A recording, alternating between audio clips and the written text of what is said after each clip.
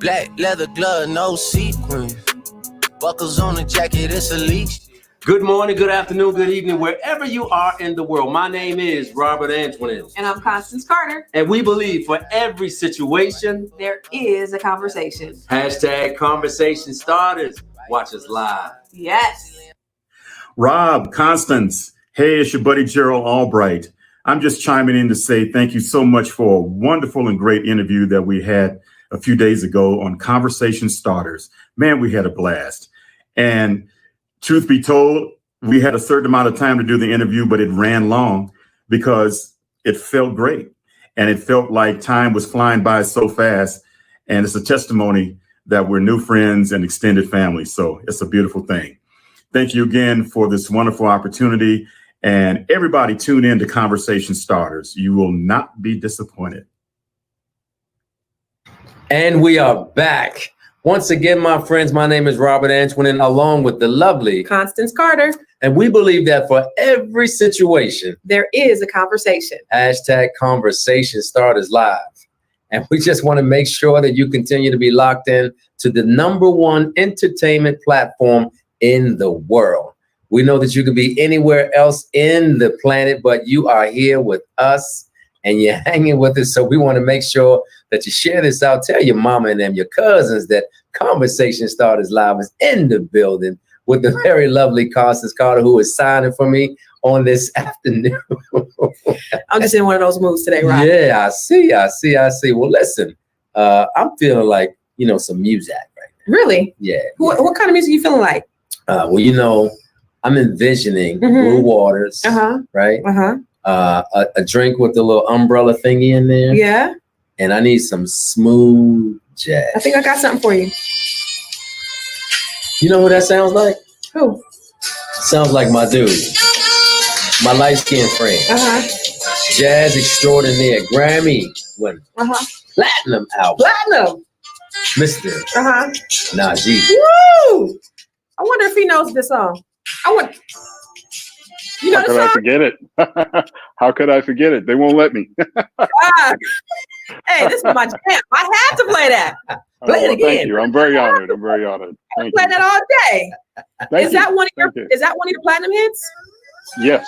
It was actually from my very first album, Najee's Theme. Yeah. Mm-hmm. Wow. Now, how hard is it for a jazz artist to go platinum? Because that's not too heard of. It's not too many jazz artists that actually make that accomplishment. So what does that mean to you? Well, I think, I really didn't get it when I was younger. I didn't really understand. I had a real career until I went to Capitol Records one day. They invited me for my first gold album, which was Najee's Theme. And I get there, and, when you go to Capitol Records in LA or New York, everybody's got a gold record, from Nat King Cole to Freddie Jackson to Frank Sinatra, So I thought just being on the label meant that you were going to get a gold record because you were on the label. I didn't realize that, you actually had sold, at that point, we had sold about 500,000 units in less than 6-7 months, which meant that it was real, so, Yeah, but for a jazz artist, those aren't really common numbers. That's more for pop R&B, Sure. So, exactly. And we hear you a lot on Quiet Storm Radio. I'm from the Bay Area, so KBLX. Oh yeah. Yeah. So I used to live there. I used to live in the Bay Area. Where? I did, yeah. Right up in Oakland, right up in the Skyline area. I used to live up there. Yeah. I'll write that down. Yeah. Are you from originally? No, I'm from New York City, born and raised. But back in 88, I married a young lady from that area named Regina Jackson, and we got married, and we moved there, and had 2 children, and then we divorced in the mid '90s. Yeah. Okay. Wow. Yeah. Wow. The '90s, that was my era, Najee. When you say the 90s, that was the best time of his life. Man, light skin was it, my brother. So that was. I think light skin went out about 99. Late 80s. Oh no, 90s, 84. Wait, did it go out in 89? I think when Jordan showed up on the scene, we didn't have a chance until President. There we go. I tried to come back with I'll Be Sure, but it didn't last too long. There you go. Well, listen, here's one of the things that I know for sure in Conversation Starters Live. We love music. In fact, Yeah. we talked to one of your peers, Gerald Albright. Yeah, that was It so was fun. just Great guy. super Uh-huh. conversation. Yeah. Yeah, and we chatted it up a little bit, and he named some superstars, you know, and you were certainly right in the conversation. So Yeah. I had to get educated, right? Because I tell everybody my music story that when I started out as a kid, I wanted to play the sax, but when we went to the music store, there were no saxes available, and the only thing they had left was like a clarinet. There was no way I was coming back to school with a clarinet when I told everybody that I was going to get sax. And so I know that there's an alto sax and there are different kinds of sax. Gerald had to school him. Yeah, because he didn't know. Mm-hmm. I had to learn that day. Yeah. Yeah, So- well, you know, I have a similar story. When I was in school, in elementary school, all the saxophone chairs were taken. So the teacher put me in the clarinet section, and I learned to play clarinet first, and then saxophone came later. Yeah. You could have been the next Najee. It just didn't work for my sexy at the Yeah, time. exactly. See, that's the pure brother right there. That's Oh, the yeah. secure brother right there. Work his way up to the side. You know how it is. I mean, I told all the boys, all my homies that I was going to play the sax. Because the sax is sexy, right? Is that why you wanted to play the sax? Because, you know, it was something. What made you decide to go for the sax after the clarinet? Well, you know, it was in high school. I was the lead tenor saxophone player in the jazz band. And I went to a school in New York called August Martin High School, which was an aviation school. As a matter of fact, Russell Simmons and I were classmates until he got kicked out of school one day for punching the teacher in the face. True story. I saw it happen. But and he never came back. But anyway, but it was we had a very strong music department. I went there to become a pilot, actually. And because of the strong music department, and I took a tenor saxophone solo one day at the age of 15 in the school concert. And after that, all the girls knew my name. So I had a quick career change right there and then. Yes. True story. That's always the motivating factor. The ladies. Oh, yeah. So coming up through, you know, in your journey in playing the saxophone or and being on the scene, what's your favorite place to play? What is your favorite type of venue? You know what? I really don't have one. I'm sorry to say. I mean, I'm very blessed that I play all over the world.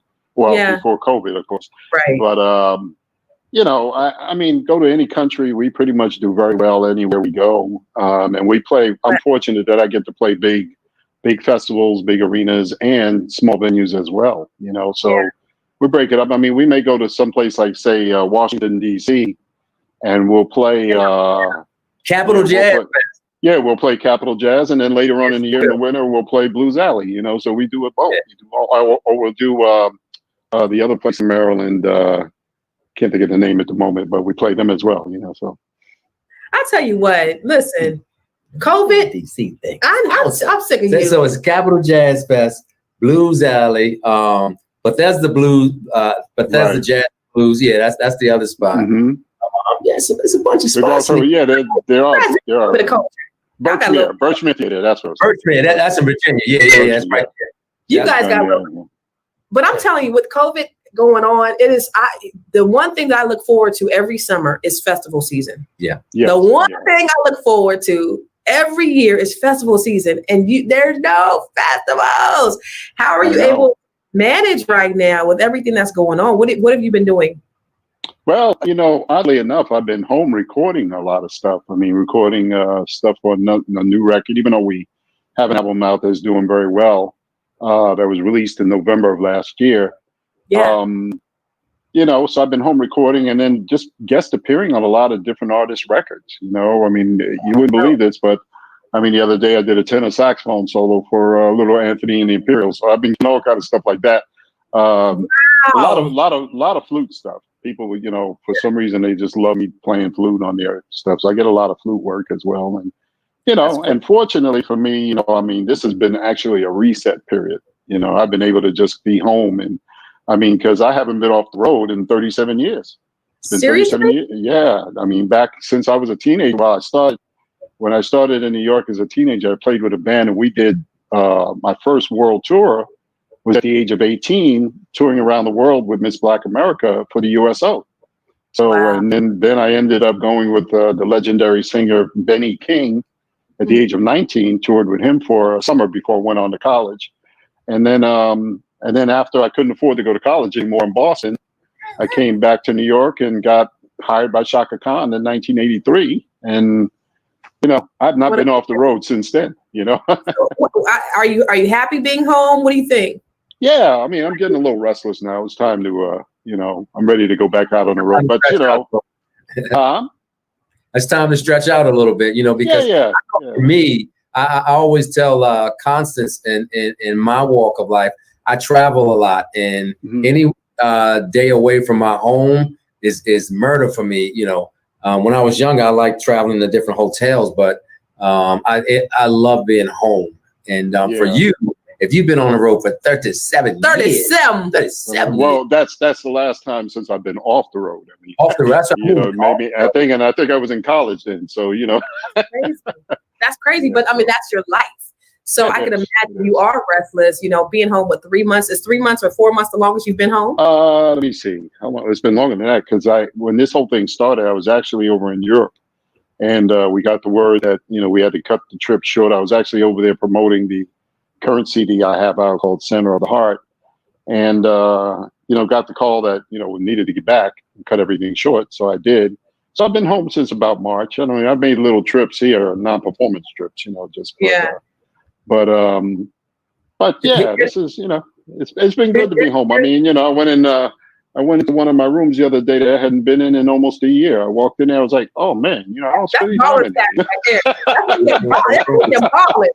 That's when you're a baller. Is you go in the room Yeah, that's what I'm talking about, brother. That's where I'm trying to get to that level. Oh well, I'm not trying to be a baller or take that kind of claim, but honestly, it's been good. I mean, I actually starting to clean out the garage and cleaning out closets, and then you realize all the stuff you collected over the years, man. All the t-shirts. I found a interesting thing the other day. I was texting back and forth with Will Downing, and I found this poster, which I think is probably going to be worth a lot of money one day, that I had buried in one of my closets, and it's a concert where I was the musical director for this big concert in London in 1991. And everybody signed the poster. So Will is on there, Freddie Jackson, who else is on? Misha Paris, Incognito, and Taylor Hathaway, so it's so I found it. Let me see. I don't know if I can get the camera on that side. I don't know if it's over there. It's hard to see probably, but buried over there in the corner. Wow. But I kind of put a frame around it, So, you find all these great treasures that you forgot you had, So that's amazing. Where do you live now?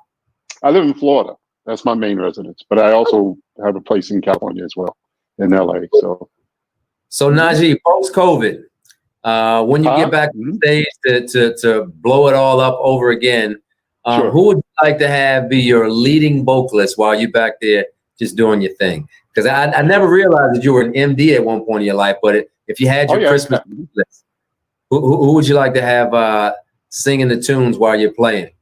I've been so fortunate to work with so many great artists. I mean from, as I told you, with Shaka, Benny King, Freddie Jackson, Jerry Osborne. I mean, most of these people, with the exception of Shaka and Benny King, most of these people have been on my albums. I've got a single out now that did pretty well at R&B on satellite radio with Kenny Lattimore.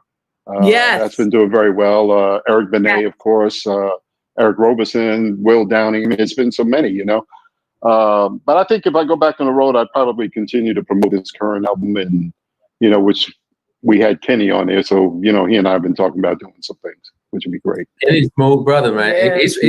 Yeah. I said it. Yeah. Let's talk about the new album, though. You have some.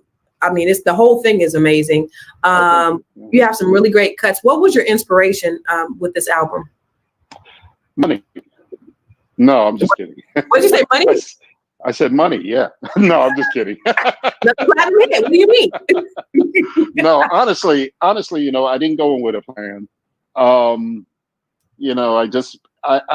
moved by what moves me, So we featured did quite a bit of collaborations on this record, with Kenny, of course. Who else? I did a remake, an orchestral remake of the classic song Alfie on flute. So we went in a lot of different directions. My son, he came and rapped on it. It was a song that I originally had for Q-Tip. Oh, that was your. That was my son on there, yeah. But originally it was for Q. But after I heard my son put something on, I was like, well, we don't need Q now. I mean, Exactly. So it's that kind of thing. We featured a young brother by the name of Blair Bryant, bass player, who's been playing with me, but he's doing very well on the smooth jazz charts now. Yeah, he wrote actually the title song. Worked with Greg Manning, who's produced Dave Koz, and many, many other people. So it's really a collaborative album, and I just went with the songs. It just flowed and felt good, but yet so the diversity of what I do. So. Is that how you approach your albums, though? You just kind of you just kind of go with the flow, and then you bring in other musicians. How does that normally work for you? When you're approaching recording? On my earliest albums, and I'll even venture to say my most successful albums, the first 4, which were hugely successful on EMI Capitol Records. I did a lot of the writing along with other people like George Duke and Marcus Miller, but I did a lot of the writing and playing of the instruments all by myself. But as time went on and the music industry began to change, I realized that I needed a different inspiration, because after a while playing with myself became a little boring, So I had to tap into other talents. And that's pretty much, what I do. I enjoy more than anything collaborating with other artists and producers. Well, I know you sing, but how many instruments do you play? Well, all the saxophones, tenor, alto, soprano, baritone, but I don't play much baritone. Soprano saxophone, which is, I have two versions of one. There's a straight one. I don't know if you can see it back there, and a curved one here. Yeah, this one here you've probably seen on a couple of my album covers. And flute. I'm a flute player as well. So no rhythm section. I play piano, keyboards. Yeah. Okay. As a matter of fact, back in the mid '80s, when there was very little work in New York for a saxophone player. I mean, you had to play another instrument. So I toured with a group called Change for a short time. Now, I don't know if you remember Change. They were like Chic, that group Chic.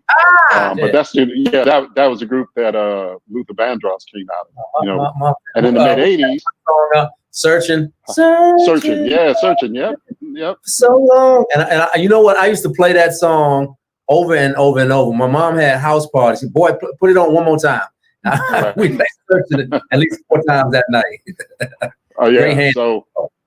So I played keyboards in the band, and as a second keyboard player, they had a main guy, and then I would be the guy to play the strings, bells, and other parts, and take one saxophone solo a night.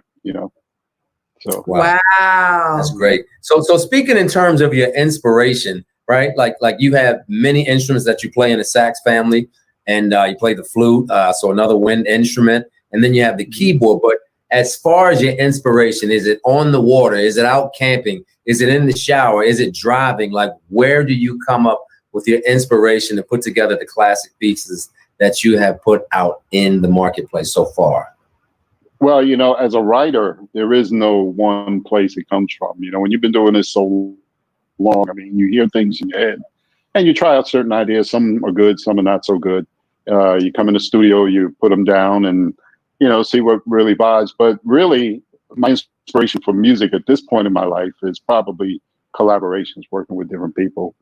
People like Barry Eastman, Grammy writers, and then the benefit of touring with so many people and recording so many years with different people like Prince, touring and recording with him. I mean, he was just an amazing inspiration every day that I was around him, working with him. And so it comes from different sources. There's really no one source for me, and so. Yeah, but the deal is, so even with your collabos, your collaborations, is it just a phone call saying, hey, Gerald, why don't you come through? Or why don't you listen to what I'm playing? You like send them something? Like, how does that work? Both ways. Sometimes people just send me, I'm always getting calls for people to send me material. So sometimes it's that. Sometimes I call people specifically to give them the signature that I'm looking for or a specific direction. So, it's really no one way for me. I leave my options open, if you will. Sure. You've been on tour for 37 years, or you haven't been on tour, but you've well, longer than that, but touring for 37 years. You've been touring. Well, longer than that, yeah. Oh, yeah. Okay. Wow. Longer than that. Wow. A year straight. Well, since I was 18. I mean, my first tour I was 18 years old. You know, I used to have a crush on you, Najee. But anyway. Oh, really? Oh, okay. Don't get me in trouble here. Yeah, right. But I wanted to ask you, being on tour, who are like your most favoriteest people, or who was like the funnest that you've ever been on tour with? Oh God, man, it's so many. I mean, George Duke was great to be on tour with. Oh, yeah. I love touring with him. He was a lot of fun. Stanley Clarke, always great to play with. Prince, there's a whole side of Prince that most people don't know.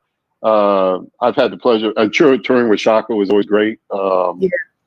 Who else? I mean, Phyllis Hyman, Angela Bofield. I mean, it's just so many. Yeah.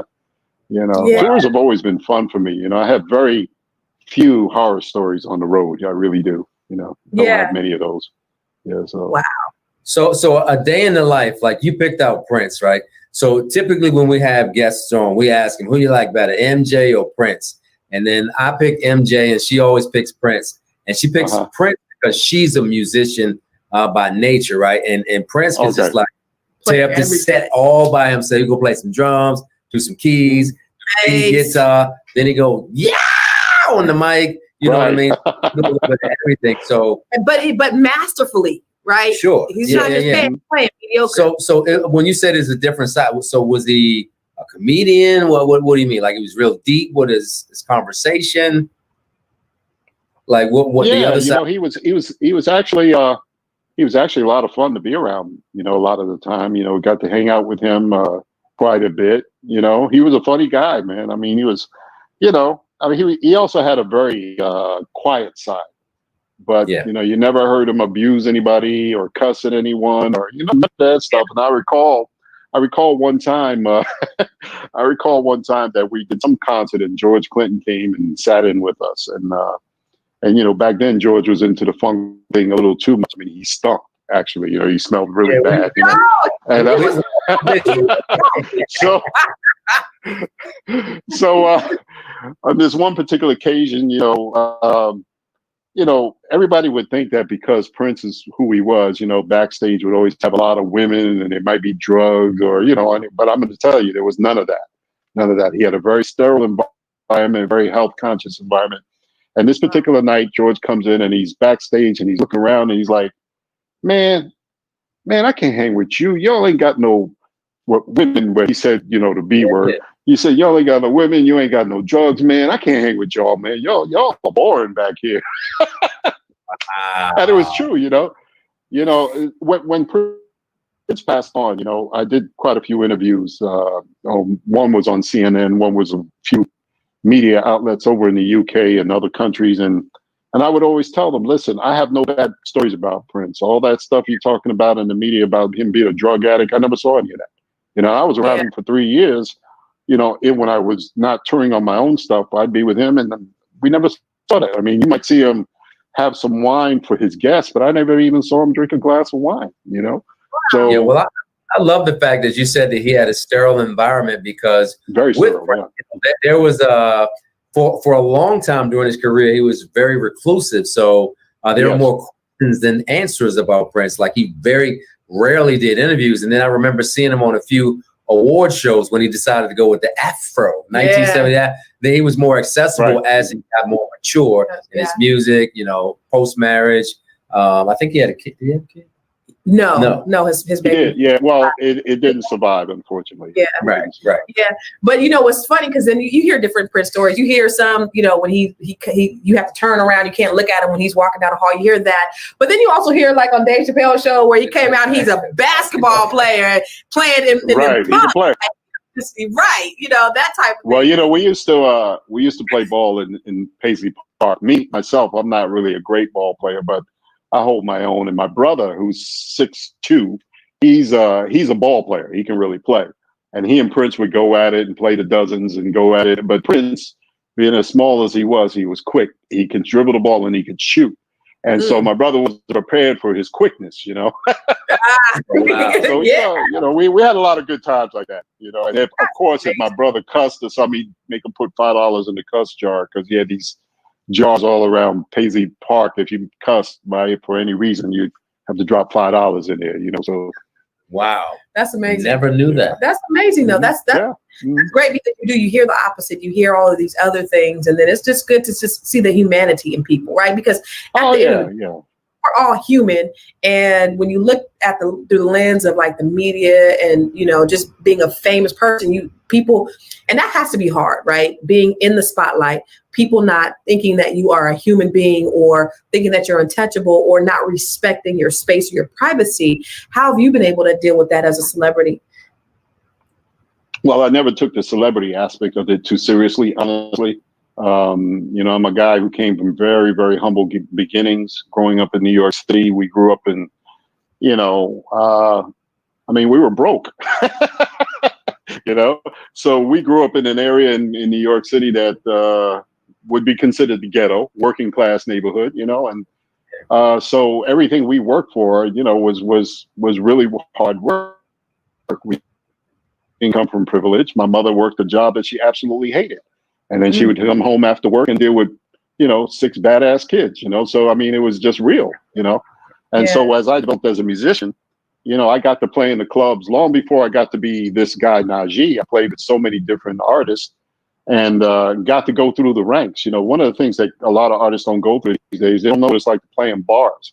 I mean, growing up in my neighborhood, you played in bars, you know. I mean, people drunk all night, and, you know, guys standing in front of the stage with a gun in his hand talking about play shaft. Wow. The pressure. And the whole band jumping, everybody jumping to shaft in different keys because they don't want to get shot, you know. So, I mean, those are real stories, you know. Or, you know, you're playing at dances in New York City, and the Southern crowds, a gang might come through and boss up the whole place and start beating up people. You know what I mean? You know, those are real. Yeah, you know. So for me, I never took that celebrity part of it really as anything to hold on to. For me, I was an artist. I was fortunate to do a lot of great things, be around a lot of great people, and I'm just grateful for that. You know, I mean, but other than that, I'm just a brother from New York who just, you know, been blessed to do what it is I love to do. And that's it, you know.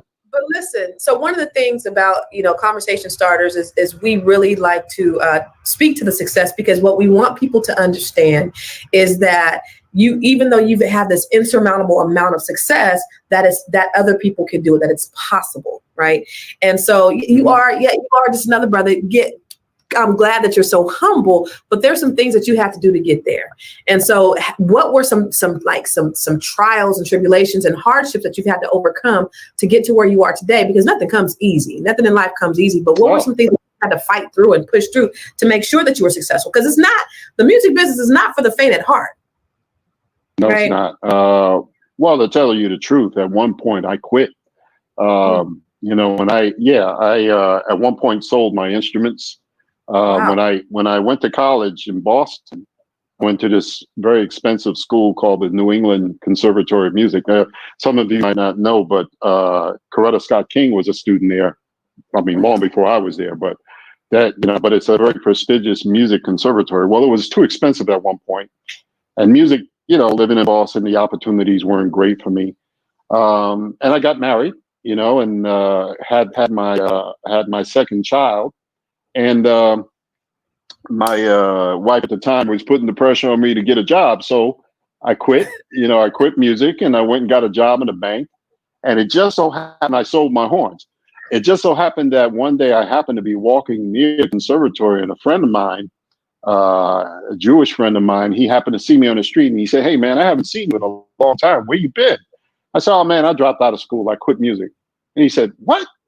You did what?" He said, "Man, you know what? We got people in this school here that if they said that to me, I wouldn't be. But I don't accept it. I don't accept it." And he was a piano player. And he said, "You know what? I got an alto saxophone at home, and I'm going to meet you tomorrow. You meet me here tomorrow at 2:00, and I'm going to give you the saxophone. And I'm going to call you for work." And he did. And I tell you, I started doing what we call those GB gigs in Boston and Massachusetts, Cape Cod and Martha's Vineyard and all these places. And he kept me working so much that I gave up the bank job. you know. And you know, so basically, if it's for you, it's for you, you know. And then exactly. and then you know, and then I went back to school for a little longer, and then I ended up quitting, moving back to New York, and then like within 3 days of being in New York, I'm sitting in a small bar playing traditional jazz music with a trio, and in comes Shaka and her musical director, and they give me a call like the next day asking me if I would join the Ain't Nobody tour. It was simple as that, you know. And my brother Fareed, she hired him too, you know. And that's so basically, if it's for you, it's for you, you know. And yeah, but there's so some things that you had to fight through. So, you know, you had to, you know, be willing to, okay, you know, because you could have said, nah, hey, I'm good. My wife wants me to keep this bank job. I'm just going to live a normal life. And a lot of people do give up. See, it's that rare, you know, outlier of a person who is willing to like push past, you know, the hardships. Because a lot of people just want, they want to be easy. They want to be content with, you know, mediocrity. And so, you know, for you to push through and still do it, still fight and become wildly successful speaks a lot to your character. Well, I certainly encourage that, you know, to people. I mean, I always say to people, do what it is the world hasn't heard, because we've heard everything. I mean, it's really not, you know, you got to find your own voice. You know, right. I took me a long time to really be comfortable with who I am as an artist. And, you know, when I started my very first album in '86 with Capitol, you know, soprano saxophone was the sound, you know, because of George Howard and Kenny G. And that was just the sound in the music. And I didn't want to play soprano. I didn't like the sound of the instrument. My brother and I got in an argument one day. He was like, "You got to play soprano." I'm like, "Man, I'm a tenor saxophone player and flute. That's what I do. I'm not playing that little girl horn." Well, as fate would have it, I go into a music store and I buy a little $800 soprano. Didn't play very well in tune. Went and recorded the album Najee's Theme for no money, and in a short amount of time we had a gold record. You know, so on that soprano that was that. You know? That's soprano. Is that, if you have a cover of Najee's Theme, you ever see me holding that little horn? That was it. You know. Oh my God! Speaking of little horn, I mean, you got a bunch of instrument and hardware back there. You think you can do a little something for everybody in Conversation Starters Live? Well, I won't play saxophone because I would have to condition the reed to feel comfortable, but I will play a little bit of flute for you. We are good. Maybe do that. In fact, you know, let me see. We've had a couple of saxophone players, so we welcome the flute. You're good on that? Okay. Yes.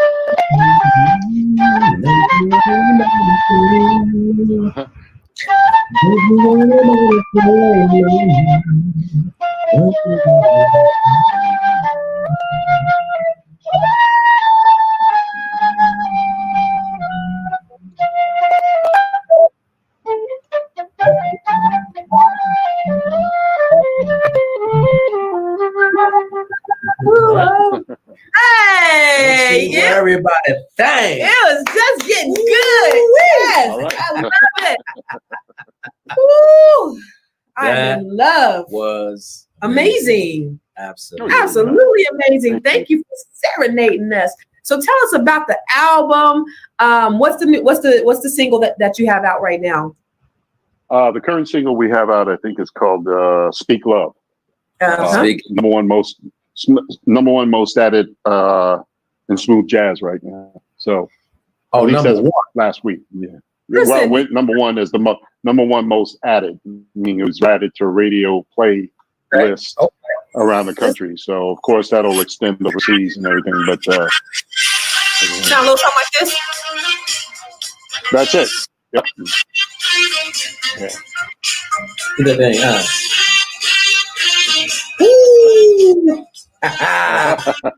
Najee, baby. Yes. So with COVID, we can't predict where we're going or what we're doing, but you know, we're praying for the best. Most importantly, stay healthy. I'm actually taking my first flight in over 2 months tomorrow out to LA, and we'll see how that feels. I know the last time I flew out to San Francisco a couple of weeks back, 2 months ago, it wasn't very comfortable at all, with the mask on. But Sure. in terms of performances, it's hard to predict. Everything for us has been pushed into 21. So, so hopefully we'll be back out and see everybody. Rob and I have been bad. We've been on planes like every other week. Good for you. Just be careful. I just don't enjoy the experience anymore. No. The mask is a mess. The mask is a no bueno. But this is what we do. This is what I do, at least. You do the same thing. We have our wipes. Oh, I got the wipes. Yeah. Wiping down the seats, even though they sanitize they're really good about sanitizing, but we wipe down everything, got the gloves. Well, I'm going to tell you this one small cheat that I might get in trouble for this one. American Airlines and Delta. I wait until the stewardesses, they sit down, and I at least pull it like that so I can get my nose out. You can oh my breathe. God, because breathing hot air in, I'm sweating, uncomfortable. Yeah. Oh, yeah. Even in first class, it's a mess. Yeah, it's horrible. Yeah. I know. Mm-hmm. So we pray and we are believing that you will be in a live concert. If you're on the East Coast, if you're looking about row 5 and above, you'll see a light-skinned cat named Rob. That's me giving you the salute, saying, I love you, brother. And you have been such an amazing inspiration. And if you're over here on the West Coast, maybe going to Yoshi's. Oakland, yes. You get a little. Yeah, we were scheduled to be there last month. We were scheduled to be there. We usually come there once a year. So we missed it this year. Yeah. So I mean, I can't wait to see you live. I mean, just to be in an open air concert and to just experience all the great music that you have put out since '88. Was it '86 or '87? 86. First album. 86 first album? Yes. Okay. Mm-hmm. 86 until now. My math is not that great, but it's a lot of years. I know that you said, I'm going to ask you real quick. I know that you said you like playing all different types of venues. And my two favorite types of venues, I don't like the big arenas. I like either a Yoshi's intimate type of venue or I like a festival. Sure. Do you have any preference? I know you like everything, but do you have a preference? I do. What is it? I really don't, because each one challenges you differently. The thing about a Yoshi's is you can party, but at the same time you can create an intimate atmosphere as an artist. If you want to stretch out in some different areas, they allow you to do festivals. Your time is usually limited, so you have to go with a pre-planned set on how things are going to go within the time that they give you, or they will pull the plug. But I really do that. Yeah. I've seen them pull a plug on George Clinton at a jazz festival. Wow. I believe that's true. Oh yeah. He said, first of all, I'm gonna come an hour late, and I'm going because it was a Friday night, and so the music has to stop I think at 10. Sure. So he probably supposed to be on at 8. He didn't come till 9, and at 10 o'clock they said.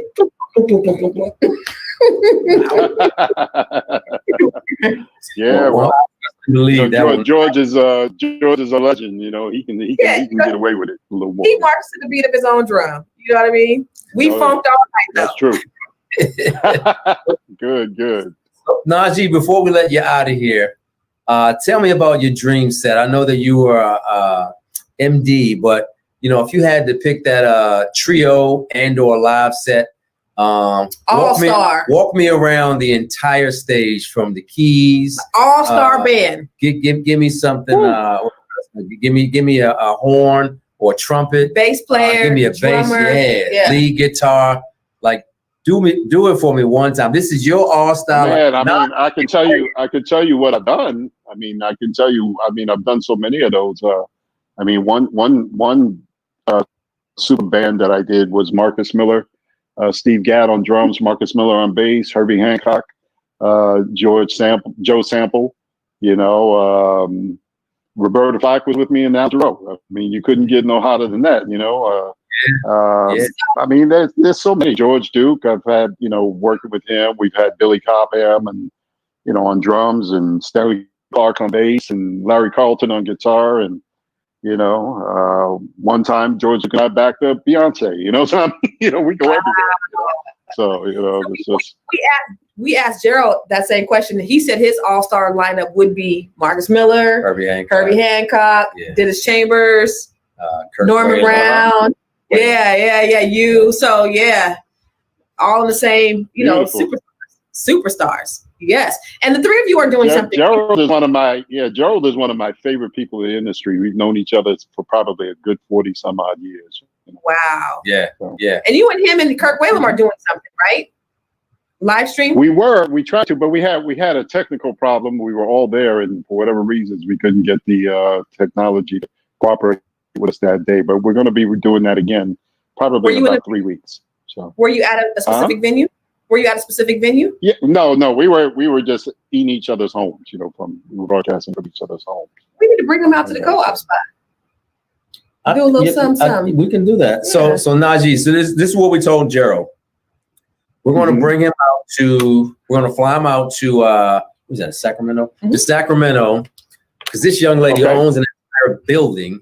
And we want to live stream, do a concert and live stream it out. And we were just trying to figure out who the lineup would be. And obviously Gerald was with it. And he mentioned you and Kurt. Yeah. Yeah. So that would be great. That would be great. Yeah, that will be. We would send you the deets. Make sure you get out there, give you first class treatment, and just do something for the people. Yeah, do something for the people. That would be amazing. That'd be nice. That would be nice. Yeah, I would love to do that. Yes. Yeah, absolutely. Awesome. So how else can we get in touch with you for those who are listening in Conversation Starters Live? How do they follow you? Where do they follow you? Yeah, how do they follow you? It's very simple. Everything is Najee Official. Najee Official on Facebook, Twitter, Instagram, and YouTube. Even though we're just now building up the YouTube channel, but I know that YouTube thing. Everything is Najee Official. Mm-hmm. That YouTube thing is hard. We're trying to get our YouTube together too. We just really been live, but we're gonna get YouTube together. Yeah, real soon. Blow up. Yeah. Well, listen, my brother, is Stone Cold Blast, as Don Cornelius would say, back on the Soul Train. So we want to wish you peace, love, and all right.